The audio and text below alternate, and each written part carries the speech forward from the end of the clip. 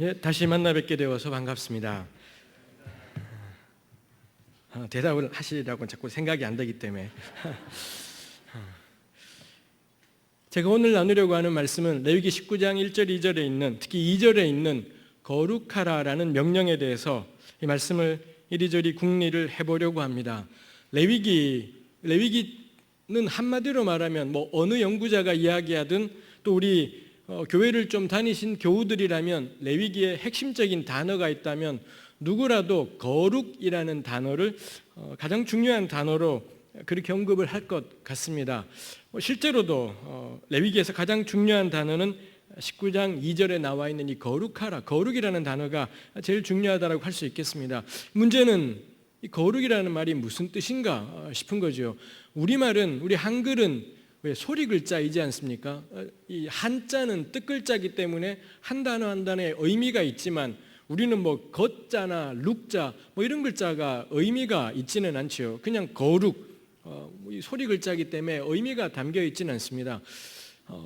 만들어낸 말인 거겠습니다만 히브리 말로 이 거룩에 해당되는 단어의 가장 근본적인 의미는 구별 내지는 분리 이렇게 정리를 해볼 수 있을 것 같습니다. 결국 하나님께서 그 백성들에게 거룩하라라고 명령하셨다라는 건 구별된 삶에 대한 명령 혹은 분리된 삶에 대한 명령 이쯤으로 우리가 생각을 해볼 수가 있겠습니다. 구별 내지 분리라고 했습니다.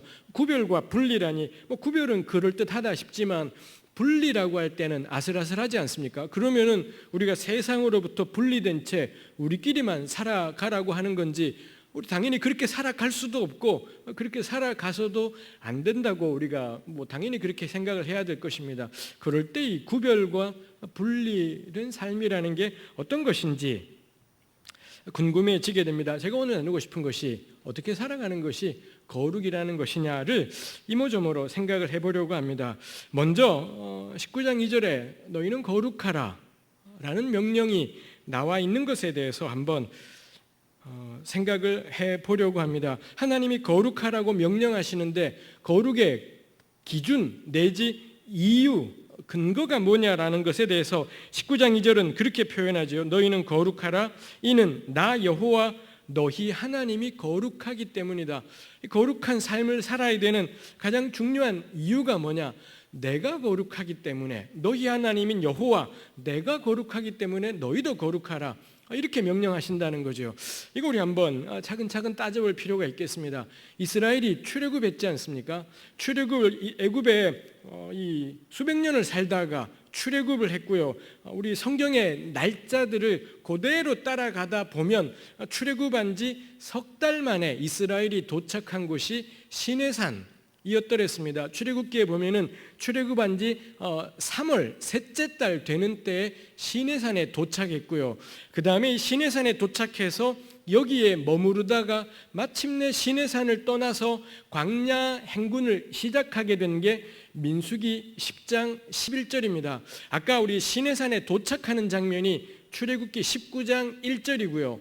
출애굽기가 40장까지 있는데 딱 절반쯤일 19장 1절에 시내산에 도착을 했고 석 달 된 때였었고요. 그 다음에 민수기 10장 10절까지 시내산에 머무르다가 10장 11절에 가면 드디어 시내산을 떠나서 광야 행군을 시작하더라입니다. 성경의 날짜를 따라가 보면 시내산에 머무른 기간이 얼마간이냐? 딱 1년 정도를, 그냥 출애굽한 지 첫 해 셋째 달에 시내산에 도착해서는 둘째 해 한 1년 정도가 지난 다음에 이 시내산을 출발했더라라는 것입니다. 그러니 그리고 출애굽기 40장 마지막에 가면 성막을 모세가 하나님이 명령하셔서 만들어서 성막을 봉헌한 때가 언제냐?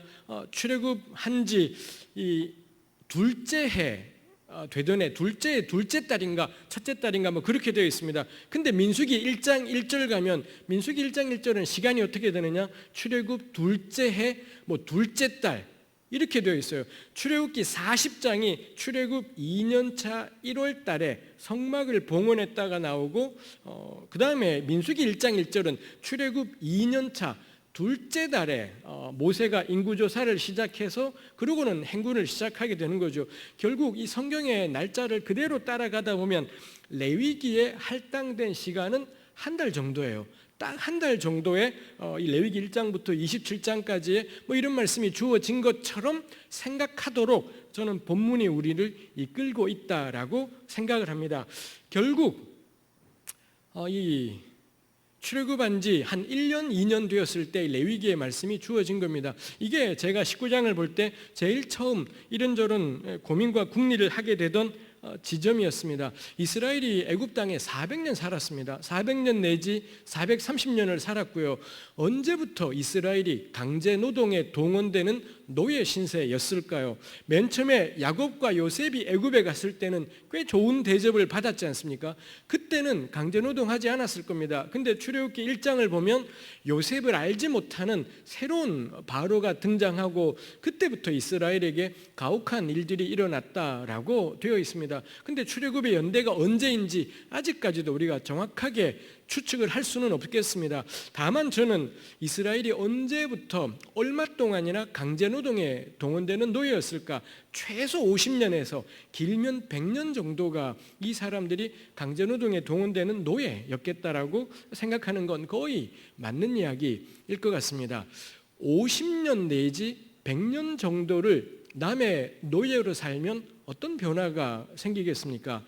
행인지 불행인지 우리는 이 경험이 있지 않습니까? 우리는 일본에게 36년간 식민지 백성으로 살았던 세월이 있더라라는 겁니다. 36년의 일본 식민 지배가 우리나라에 미친 영향, 이 별별 이야기들이 다 가능할 수가 있겠습니다. 저는 그중에 가장 대표적인 것이 있다면 뭘까? 노예 근성일 거다라고 생각을 해요.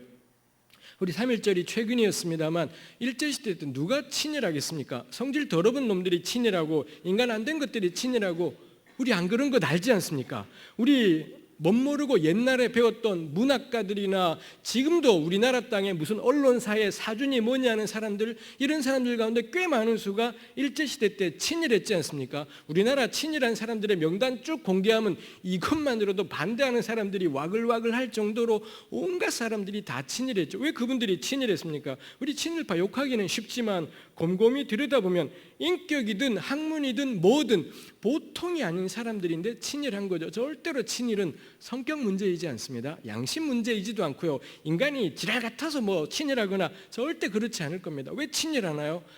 이 일본이 안 망할 것 같으니까. 처음에는 친일하지 않았을 겁니다. 1910년에는 대부분이 독립을 지지하고 일본은 물러가라였을 겁니다. 근데 1910년이 20년 되고 30년 되고 1940년 되고 1941년, 42년 이쯤 되니 조선의 대부분의 사람들에게 일본은 안 망한다.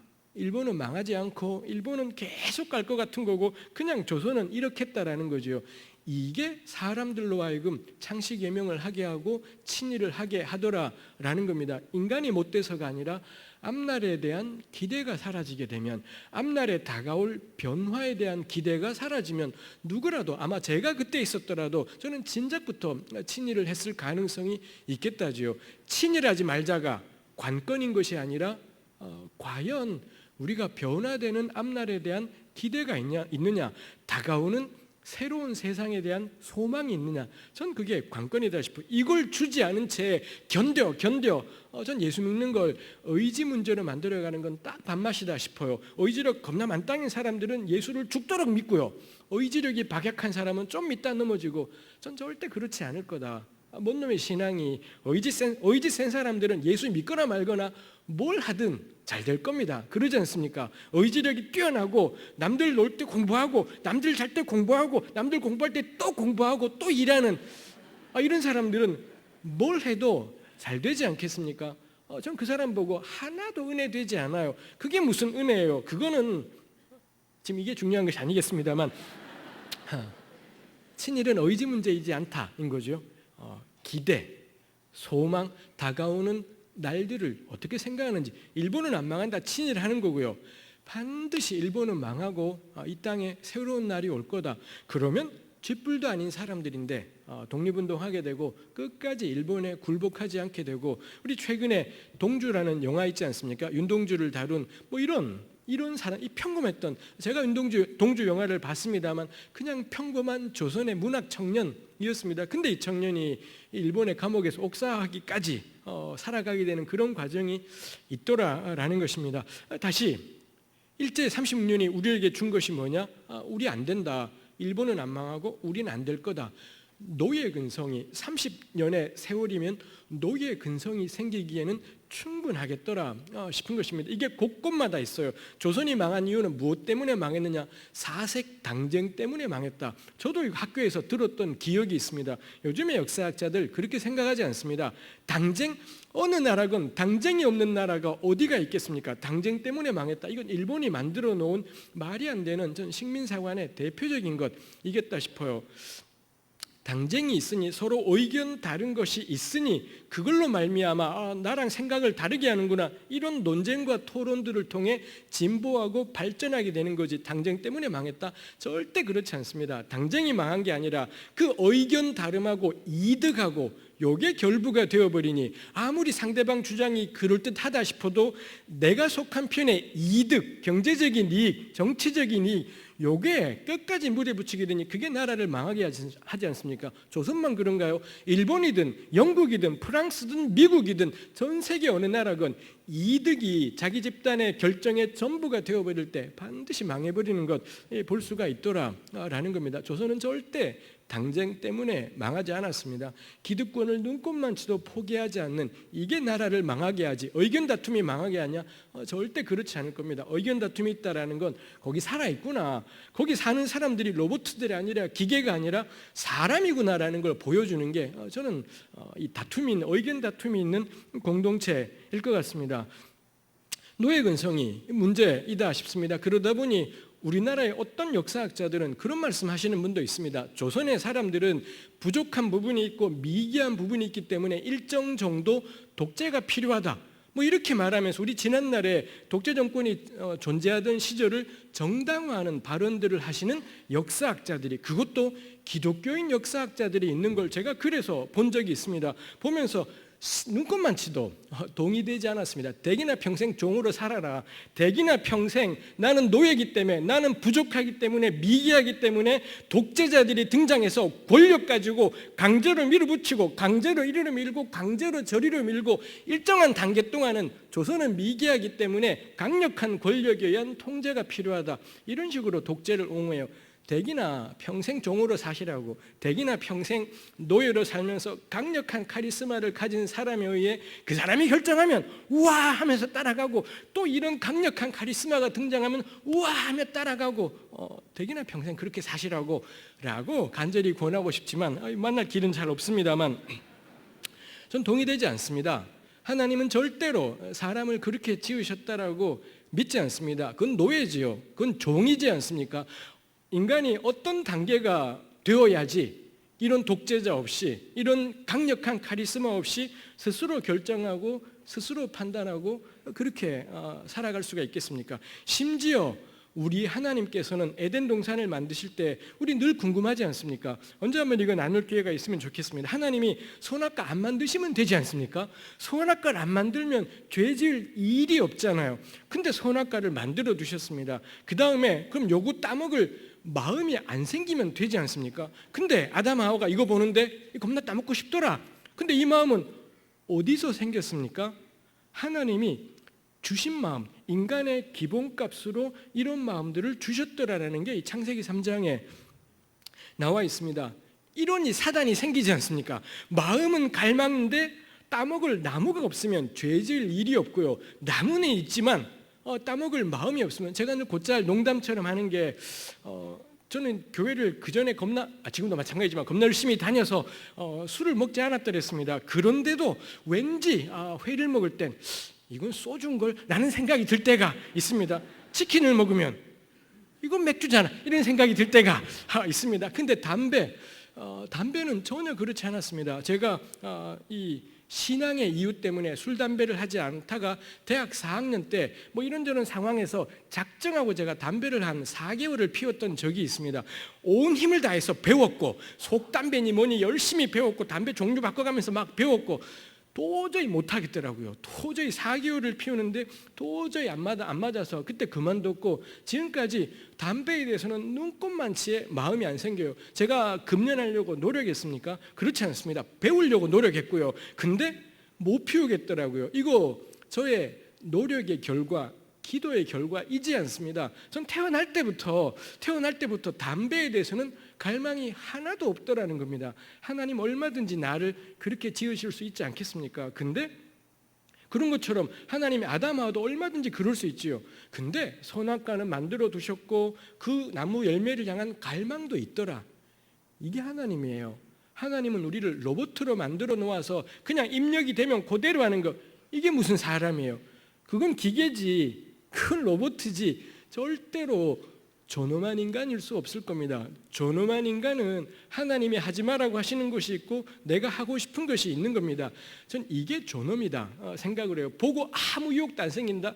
100이면 100입니다. 그건 로봇이지, 그건 기계지. 아니면은 정신세계가 완전히 남에게 완전히 압도되고 지배되어 버린, 심지어 하나님이라 하더라도 완전히 지배되어 버린, 우린 그걸 가리켜서 하나님의 형상이라고 말할 수는 없겠더라 라는 것입니다. 전 하나님이 사람을 그렇게 지으셨다고 믿습니다. 우린 부족하기 때문에, 대한민국은 조선의 백성들은 미개하기 때문에 일정 정도 강력한 카리스마가 필요하다, 시보노치도 동의할 수 없고 그딴 세상에 살고 싶지 않고, 그런 카리스마들이 내 삶을 지배하고 우리 사는 세상을 지배하는 세상은 전 지옥과도 같은 하나님을 거역하는 세상일 거다라고 생각을 합니다. 성경 지금 이야기하는 거죠. 하나님 이스라엘 보고 거룩하라 라고 명령하셨습니다. 근데 거룩의 근거가 뭐냐?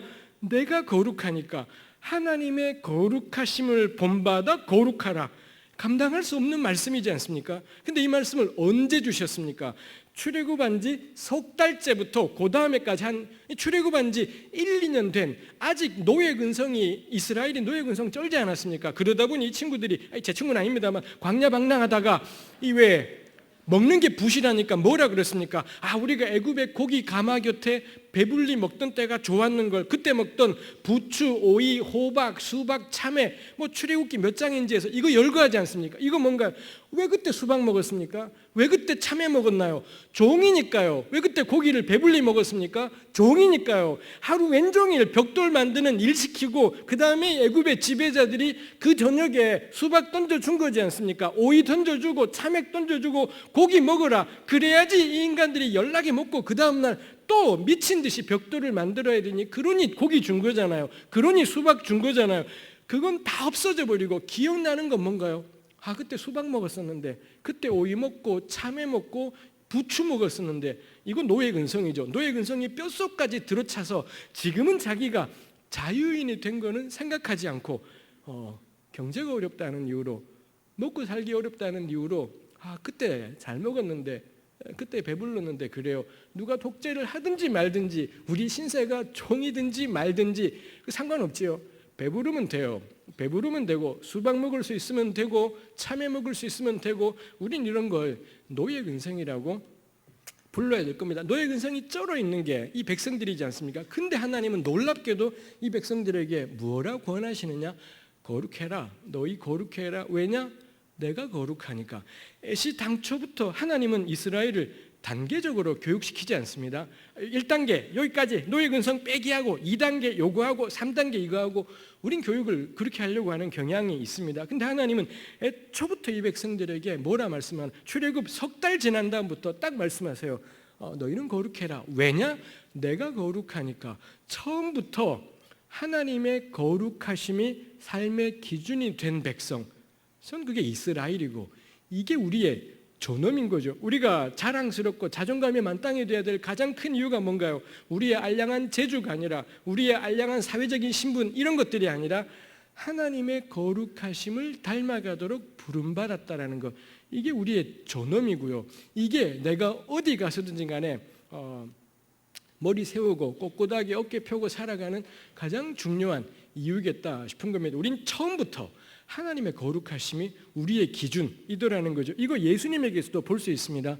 마태복음을 보게 되면 마태복음 5, 6, 7장이 그 유명한 산상수훈이지 않습니까? 마태복음 5장의 결론이 뭐냐 하면 이와 같이 하늘에 계신 너희 아버지의 온전하심과 같이 너희도 온전하라. 이게 5장의 결론입니다. 근데 5장 바로 앞에 4장 마지막에 무슨 내용이 있느냐?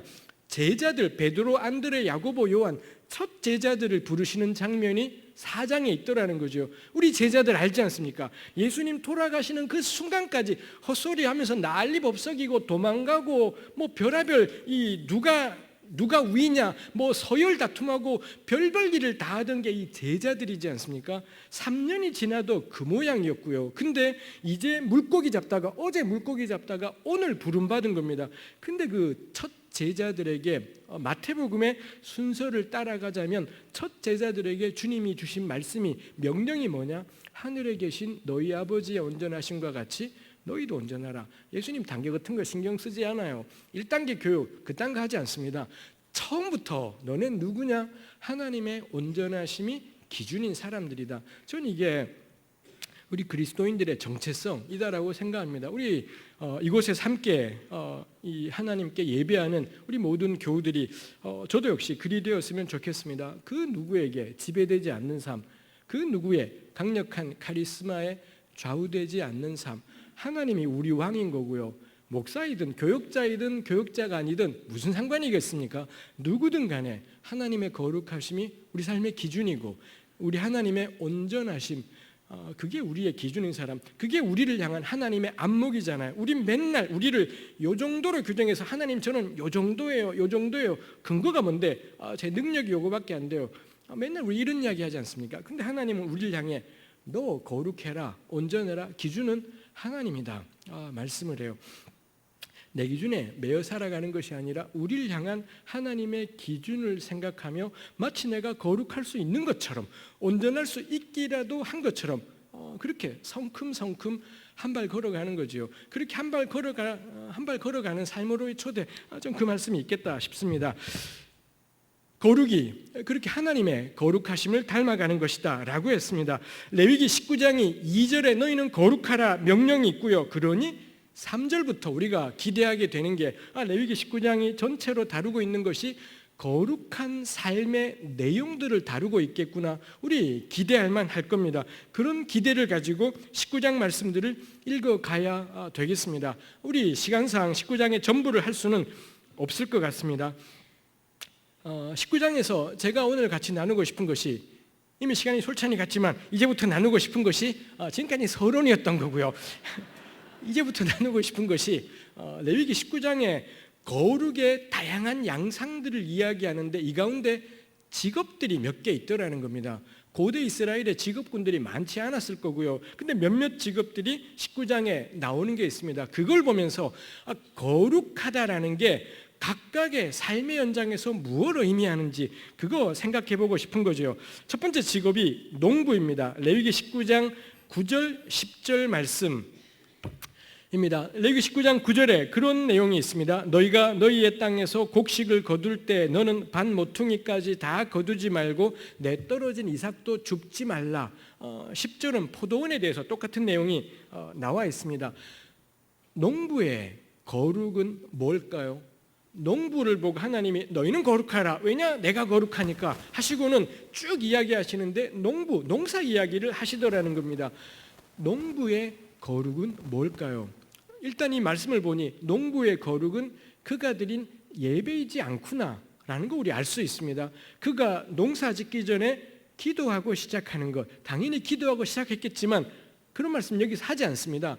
그가 아침에 새벽 기도를 한 다음에 농사 짓는 것, 그렇지 않지요. 농사 짓는 도중에 하나님께 예배하며 찬양하는 것, 뭐 그런 내용들이 여기에 나와 있지도 않습니다.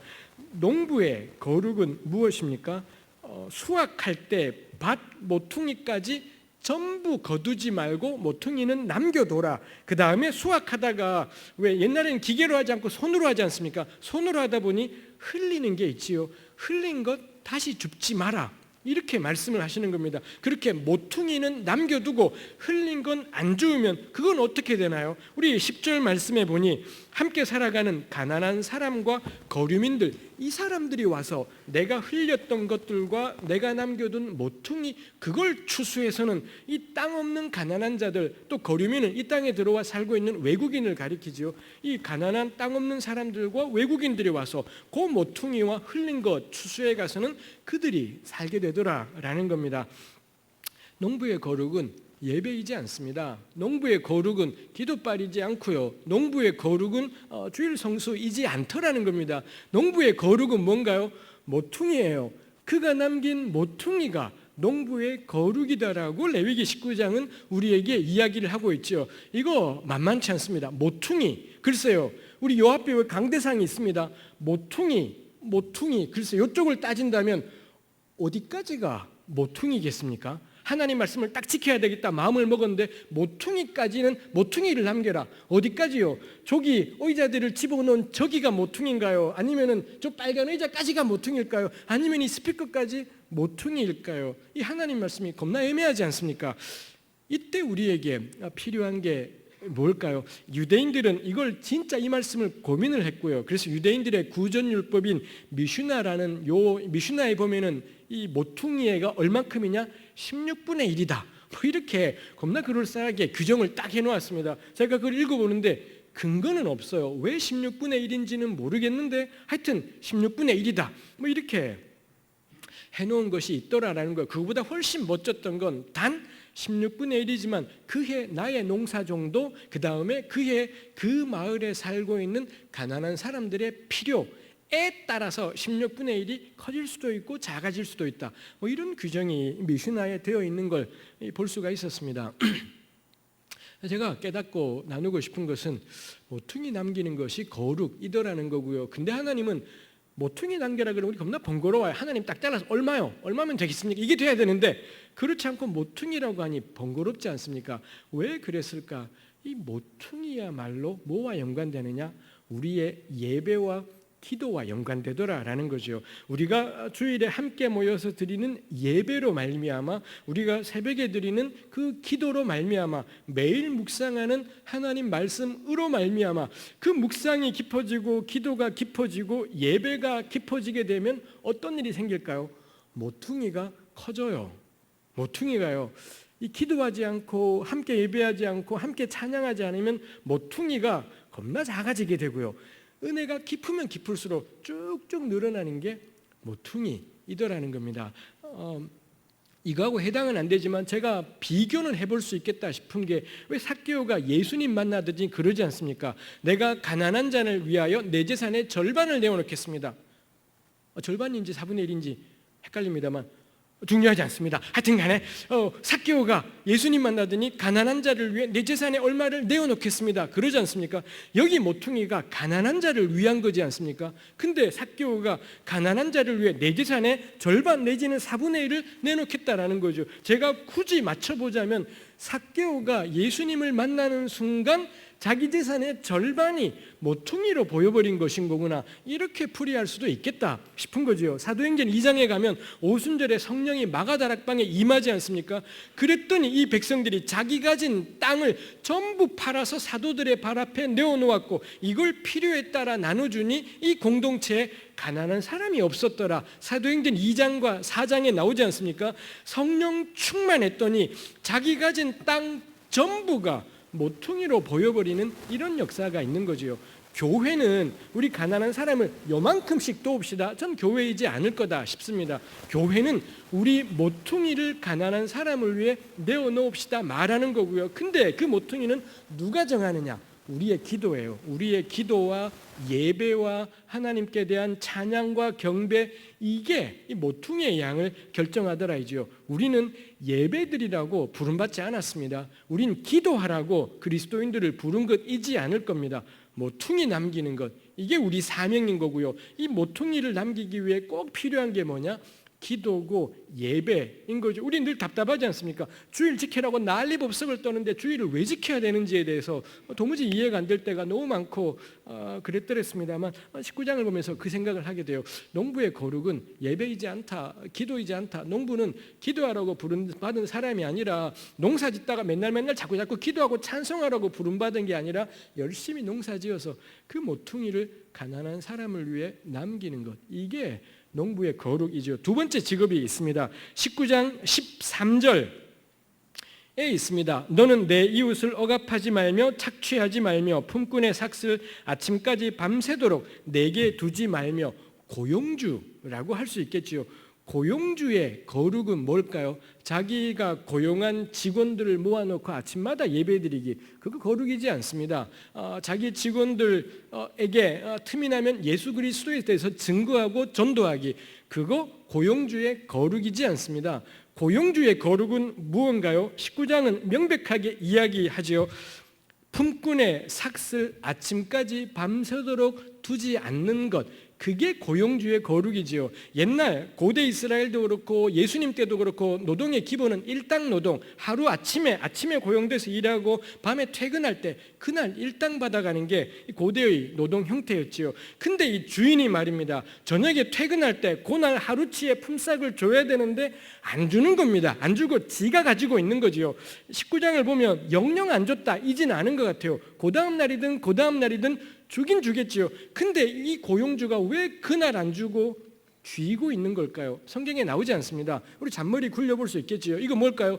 노동자 길들이길 겁니다. 너의 목숨줄을 누가 쥐고 있는지, 너 이 돈 안 받으면 먹고 살 길이 막막할 텐데 이 돈을 누가 주는지, 너의 월급을 누가 지급하는지, 그리고 이 고용주의 뜻을 거스르면 어떤 일들이 생기는지, 이거 똑똑히 보여주는 게 이 품삯을 쥐고는 그날 줘서 보내지 않고 지가 가지고 있는, 밤새도록 자기가 가지고 있는 이런 일들이 있습니다. 고용주의 거룩은 직원들과 드리는 예배이지 않습니다. 오늘날에도 수많은 기독교 기업들이 직원들에게 기독교 신앙을 때로 은근 유형 무형으로 기독교 신앙을 은근 강요하고요, 예배하지 않으면 안 되는 이런 분위기, 누구든 자유라고 말하지만 절대 강요하지는 않을 겁니다. 누구는 자유지만 이 예배에 함께하지 않게 되면 이런저런 유형 무형의 불이익들을 받는 경우들이 허다하지 않습니까?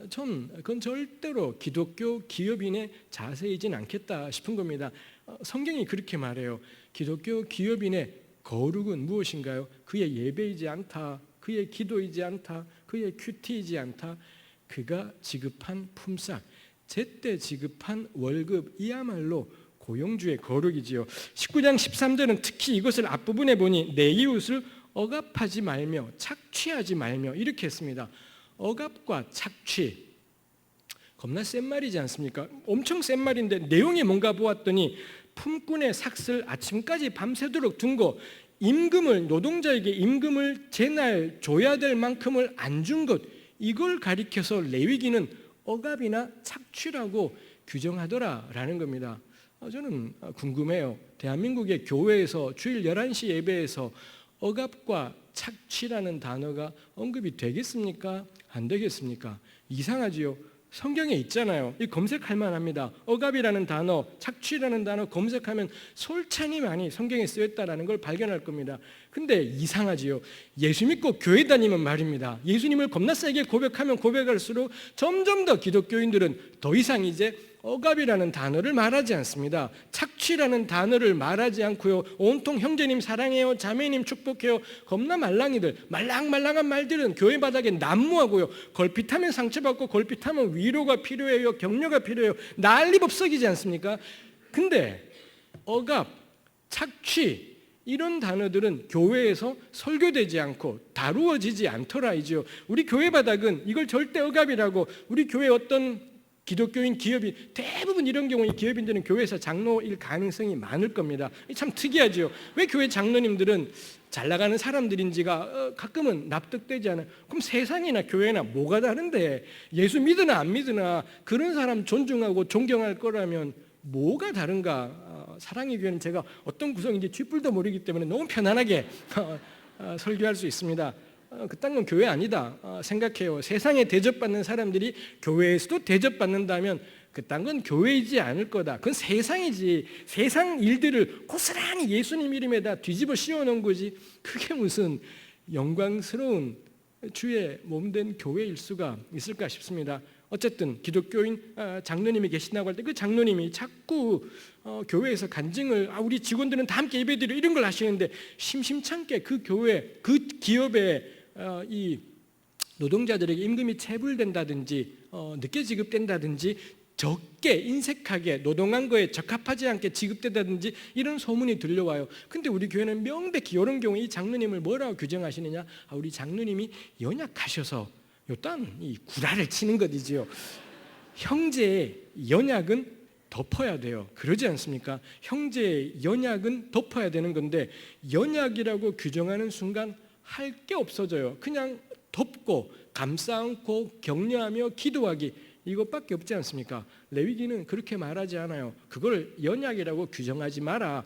억압이라고 선포하라는 거지요. 그건 착취라고 선포하라는 거지요. 노동자들이 이만큼 일했는데 제 시간에 일한 만큼의 대가를 제대로 못 받고 간다면 그건 억압이라고, 그건 착취라고 규정하라는 겁니다. 그리고 그건 하나님이 명령하는 거룩이 아니다라고, 그건 하나님 백성의 삶의 자세가 아니라고, 대기 믿는 신앙이, 우리가 고백하는 신앙 고백이 내가 누군지를 결정하는 것이 아니라 내가 제 시간에 제대로 지급한 노동자들의 임금, 그게 우리가 누군지를 결정한다라는 것, 그게 우리의 거룩을 결정한다라는 것, 저는 그게 성경이 우리에게 명백하게 이르시는 말씀이다 싶은 겁니다. 예배하는 걸로 기독교 기업 승부하지 마라라는 거죠. 임금 제대로 지급되는 것으로 이거 우리 묵상하고 확장할 만하지 않습니까? 진짜 기독교 기업의 자랑은 예배하는 것이 아니라 우리 기업의 소득을 선교연금으로 11조했습니다. 이게 자랑이 아니라 우리 기업의 비정규직은 정규직으로 점차 전환했습니다. 우리 기업에는 들어오면 몇 년이 지나면 누구든 정규직이 될 수 있고 많지는 않지만 함께 이득을 나눠서 함께 살아가게 되고 이게 기독교 기업의 정체성이지 자꾸 예배 내세워요. 자꾸 예수님 어쩌고 저쩌고 이런 이야기들 하지요. 근데 우리 기업 하시는 분들 제가 들어보니 인건비가 제대로 지급되면 진짜 힘들지 않습니까? 그러니 우리에게 필요한 게 뭐겠습니까? 예배인 거지요. 새벽 기도인 거고 큐티이지 않습니까? 공동체 안에서 함께 삶을 나누고 함께 말씀을 나눌 때 공동체로 말미암아 하나님이 주시는 영력을 얻게 되고요. 영적인 담대함과 이 영적인 강건함이 생기게 되고요. 그게 우리를 하여금 세상 가운데서 겁없이 하나님께서 기뻐하시는 일을 하게 하더라는 거지요. 예배하라고 부름받은 게 아니라 기도하라고 부름받은 게 아니라 노동자에게 월급 제대로 주라고 부름받은 거고요. 이걸 위해 필요한 게 뭐냐? 기도하고 예배하고 묵상하고 공동체와 더불어 나누고, 전 그게 하나님께서 우리를 부르시는 일이다 싶습니다. 우리 이 마당 기도회에서 억압과 착취가 우리 계속 다루어지게, 성경에 있는 만큼은 다루어지면 좋겠습니다. 지금 우리 사회에 억압, 착취 곳곳에 있지 않습니까? 비정규직 노동자들의 그 고통스러운 삶의 이야기들이 같은 시간에 똑같은 노동을 하는데도 반도 안 되는 월급을 받는 비정규직들의 온갖 이야기들이 우리 사회에 가득하지 않습니까? 이거 모른 채하고 이런 일이 없는 채하고 우린 하나님 찬양한다. 그리고는 같이 나와서 우리 장로님과 우리 집사님이 함께 예배한다. 좀 말이 안 되는 이야기이겠다 싶은 거죠. 정말 하나님이 살아 계시다면, 정말 우리가 하나님의 그 온전하심과 거룩하심을 믿는다면 저는 이런 기업인들이 나오면 좋겠습니다. 세 번째 직업군이 있습니다. 세 번째 직업군은 우리 15절 말씀에 있습니다. 너희는 재판할 때 불의를 행하지 말며 가난한 자의 편을 들지 말며 세력 있는 자라고 두둔하지 말고 공의로 사람을 재판하라. 재판관의 거룩은 다시 한번 반복합니다. 그가 아침에 재판에 임하기 전에 기도하고 하기, 말씀을 묵상한 다음에 재판하기, 이런 것이지 않습니다. 재판관의 거룩은 뭔가요? 판결이에요. 판결은 판결인데 재판 당사자가 가난하든 부유하든, 여기 두둔하고 그 다음에 편들다가 있지만 히브리 말로는 둘 다 얼굴이라는 단어가 들어가 있습니다. 가난한 사람 불쌍히 어떻게 이 사람한테 유리하게, 그딴 짓 하지 말라는 거고요. 부유한 사람 힘 있는 사람이다, 이 사람 유리하게, 그거 하지 말아야지요. 이 구절 보면은 가난한 사람을 하나님이 특별히 챙기지 말라고 했다, 자꾸 그렇게 생각하지만 가난한 사람들이 원하는 건 절대 동정이지 않습니다. 이 땅에 고통받는 이웃들이 원하는 건 절대 난 너무 가난하고 힘드니까 힘드니까 날 좀 불쌍히 해주세요. 전혀 그렇지 않습니다. 가난하다는 것 때문에 부당하게 다루지 마라. 내가 배운 게 없다는 이유 때문에 재판에서 제대로 뭘 말할 기회조차도 주지 않는 것, 그게 이 15절 말씀이 의미하는 거죠. 저는 이거 참 힘든 말씀이다 싶습니다. 특히 대한민국은 상류층으로 갈수록 기독교인의 수가 어마어마하지 않습니까? 아마 법조계 기독교인들의 수는 저는 15%, 20%가 훨씬 넘지 않을까 생각해요. 여기도 계실 수 있겠습니다. 저는 너무 궁금해요. 예수 왜 믿으시는가? 가끔 좀 법조인들을 보면 궁금하게 됩니다. 과연 이분들이 가난하든 힘이 있건 한쪽에 대통령이 있고요, 한쪽에 그냥 일반 평범한 국민이 있을 때 정말 법대로 판결하시는지 전 너무 궁금하다 싶어요. 제 주위에 법 공부해서 법조인 되겠다는 친구 좀 기본적으로 말립니다. 너 예수 믿으면서 제대로 된 법조인 되기는 힘들 거다. 가능한 한 딴 길 찾아라.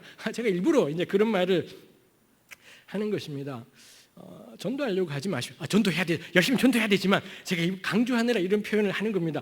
다 사라지고 목사님이 전도하지 말았다 이것만 남을까 봐 제가 겁납니다만 그렇지 않습니다. 전도 열심히 하는데 법조인은, 판사는, 검사는, 변호사는, 나를 찾아온 사람이, 내가 맡은 재판의 당사자들이 그 누구이든, 한쪽에 국정원장이 있고 한쪽에 평범한 국민이 있든, 한쪽에 대통령이 있고 한쪽에 그냥 막 벌어서 먹고 사는 일개 막노동자가 있건 그 누군가의 법의 잣대로는 동등하게 판결되어야 된다는 것. 한쪽에 김앤장이 떴건 한쪽에 국선 변호인이 떴건 이상하지요. 왜 김앤장 같은 이런 로펌들이 뜨면은 삼성이니 현대니 탈세 배임 횡령이 난리법석인데 왜 이 사람들은 징역을 안 가고 제 아는 사람들이 돈 100만 원을 빌렸다가 제대로 못 갚으면 왜 이 전과가 생기게 되는지 전 납득이 안 돼요. 그럼 김앤장이 혹시 여기 있으실지도 모르겠습니다만 제가 그렇다라는 것이 아니라 하여튼 간에 뭔가 이 변호사는 그러면 이거는 합법적인 뇌물인 건가? 전 납득이 안 된다 싶어요. 신앙 고백으로 승부하지 마시라고 판결로 적어도 내가 맡은 재판과 사건에서는 상관없다고 누구든 간에 판결로 결판나지. 그러자면 쫄리지 않습니까? 그러니 판사님에게 필요한 게 뭘까요? 변호사님에게 기도지요. 영역이 세지면, 영적인 배심이 생기게 되면 권력이든 부든 상관없이 해야 될 일을 하게 되고 내려야 될 판결을 하게 되지요. 공동체가 그 뒤에서 이분을 위해서 중보하게 될 때 그 누가 오더라도 정확하게 공의대로 판결이 내려지겠다 싶은 것입니다. 네 번째 직업은 19장 제일 마지막에 있습니다. 35절, 36절에 있습니다. 제가 35절을 읽을 테니 우리 교우들께서 성경을 펴신 분은 36절을 함께 읽어주시면 좋겠습니다. 너희는 재판할 때나 길이나 무게나 양을 잴 때 불의를 행하지 말고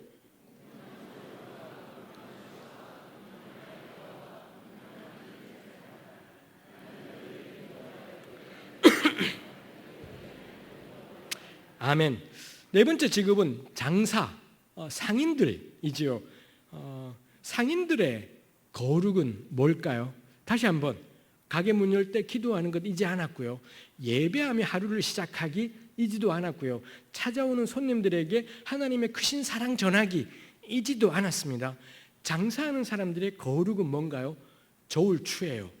내가 물건을 떼올 때 사용하는 저울추하고 물건을 소비자에게 팔 때 사용하는 저울추, 구약의 곳곳마다 지적하는 게 대부분의 고대 상인들이 두 가지 저울추를 가졌다라는 겁니다. 떼올 때와 팔 때 모양은 똑같지만 무게가 다른 것들을 사용을 해서 여기서 이득들을 취했다라는 겁니다.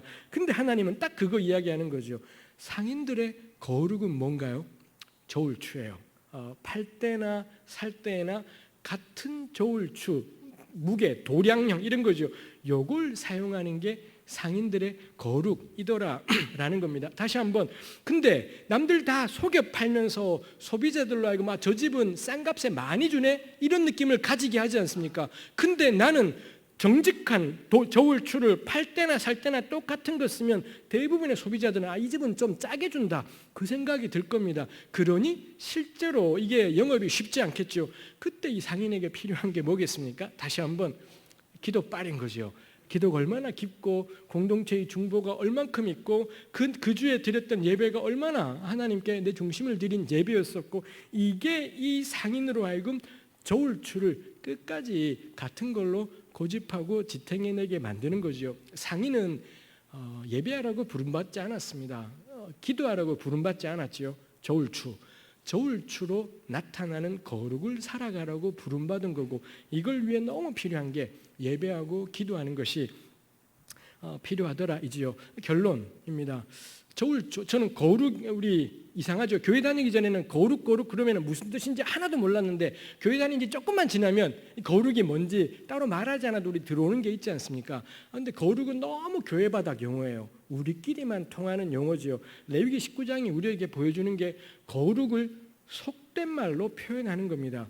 거룩을 우리 일상의 언어로 표현하는 거죠. 거룩을 하나님께 대한 깊고 큰 사랑, 이딴 말로 표현하지 말고, 거룩은 남겨둔 모퉁이다. 거룩은 제 시간에 지급된 월급이다. 거룩은 가난하건 부하건 상관없이 내려진 공의로운 판결이다. 거룩은 저울추다.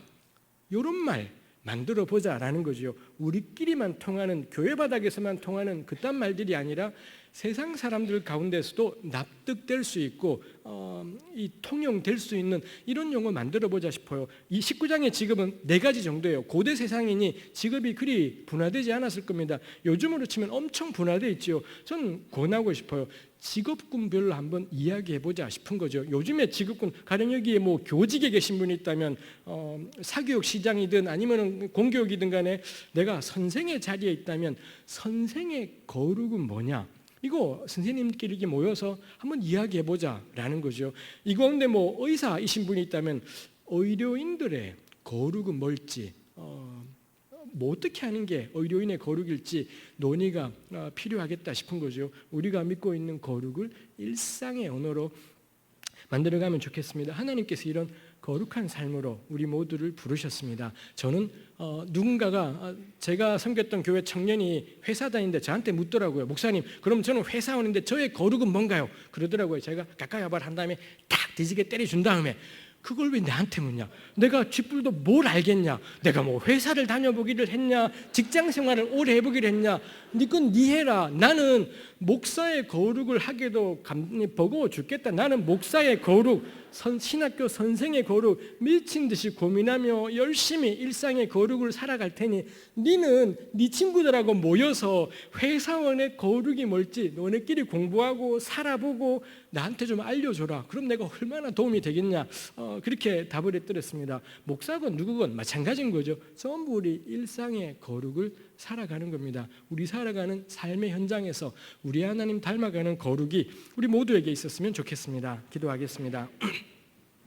하나님, 우리가 참 죄인이고 우리 앞가림하기도 버거운 인생들이지만 하나님, 우리를 부르시고 거룩하라, 너희 하나님 여호와가 거룩함이니라, 이 놀라운 거룩으로 부르시는 것을 우리가 마음에 새기게 됩니다. 하나님, 낙심하지 않고 체념하거나 포기하지 않고 이 끔찍한 세상 속에서, 일상의 우리 직업 속에서 거룩을 살아가고 거룩을 일상으로 표현하고 고백하는 우리의 삶이 되게 하여 주옵소서. 예수님의 이름으로 기도합니다. 아멘.